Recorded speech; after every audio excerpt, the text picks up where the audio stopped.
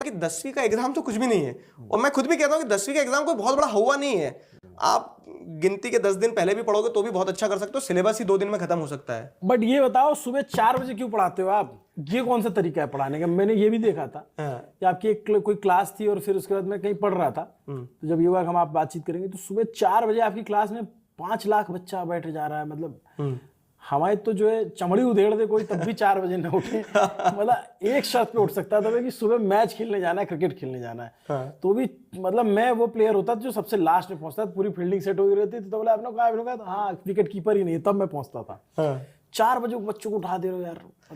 4 बजे की क्लास के पीछे भी कारण है एक, वो बच्चा जो मतलब सुबह 4 बजे अब 2 से 7 बजे 8 बजे तो अपने एग्जाम सेंटर के लिए निकलना है, तो 2 घंटे में आप क्या ही पढ़ा दोगे ऐसा। लेकिन अब वो जो साल भर हम पढ़ाते हैं उसका जिस्ट ऐसा पढ़ाया जाता है 2 घंटों में, कि 2 घंटे में आप कुछ क्वेश्चंस करवाएंगे इंपॉर्टेंट, एकदम मोस्ट इंपॉर्टेंट, और हुआ ये है कि इत्तेफाक के साथ में वही क्वेश्चन एग्जाम में आ जाते हैं। तो इसीलिए हमारे बहुत सारे जो कह सकते हैं कि शुभचिंतक थे, उन्होंने बोल दिया कि ये तो पेपर लीक करते हैं। तो हाँ, एग्जाम से ठीक पहले पढ़ा, एग्जाम से क्रैश कोर्स मतलब डूबते को तिनके का सहारा। वो 2 घंटे की क्लास, तो वो उस 2 घंटे की क्लास का ऑब्जेक्टिव बस ये रहता है कि वो एकदम लास्ट मिनट रिवीजन जो होता है वो इस तरह से कि हाँ उस क्लास से बहुत सारा एग्जाम में आपको रिलेटेबल, मतलब आप क्वेश्चन देखोगे आपको लगेगा कि हाँ यार ये तो सुबह ही तो पढ़ के आए हैं।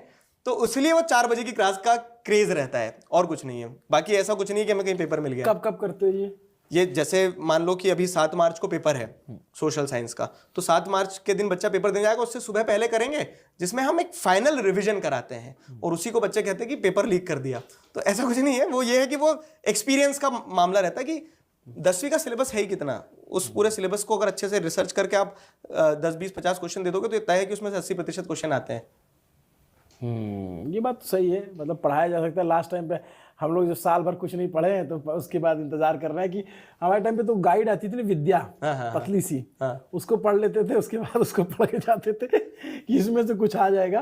लेकिन ये अच्छा है कि मतलब एक रिवीजन हो जाता है, उसमें रिवीजन हो जाता है चलते चलते। हाँ कई बार होता है बच्चे ने पढ़ रखा है, उसके दिमाग में नहीं आ रहा है, भूल जाते चीजें ना, तो ये एक कॉन्सेप्ट समझ में आया। तो ये बहुत यूनिक कॉन्सेप्ट है आपका, और ये पेपर के जस्ट पहले ही होता है, पेपर वाले दिन। मतलब ऐसा नहीं है, जैसे मैं आपको बताऊं अप्रैल से पढ़ा रहा हूं मैं। अप्रैल में मतलब अप्रैल में भी जैसे महीने में 4-5 दिन लाइव क्लासेस है, शाम में हो रही है। फिर अभी मैराथन सेशंस एक बार हो गए 10वीं के, एग्जाम गैप में भी पढ़ाएंगे। लेकिन वो ये है ना, ऑनलाइन का फायदा है कि सुबह एग्जाम देने जाने से पहले तक आपके साथ टीचर आपके साथ है, तो वो एक डिफरेंस आ जाता है। बाकी पढ़ाते साल भर है।